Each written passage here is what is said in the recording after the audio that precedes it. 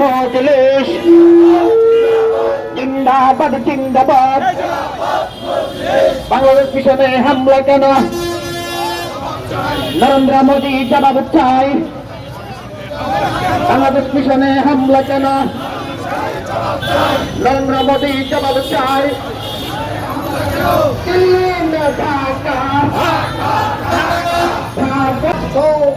দেশবাসী এই চক্রান্তের ডাক পাল্টা জবাব দিবেন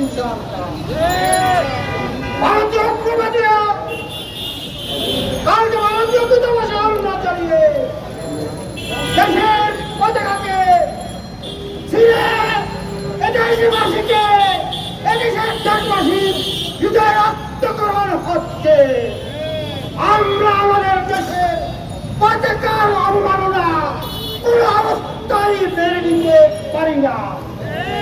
ভারত সরকারকে বলতে চাই, তোমরা যেগুলো ষড়যন্ত্র করো না কেন, বাংলার জনগণ ধৈর্যের সাথে শান্তির সাথে প্রত্যেকটা স্বজনদের ডাক পাল্টা জবাব অবশ্যই। ভারতের এক নেতা বলেছে তারা তাদের ময়লা দিয়ে বাংলাদেশকে ঢেকে ফেলবে।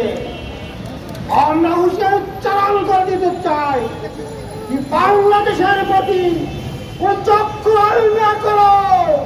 18 উচ্চারণ কোন অবস্থায় মেনে নিবে না।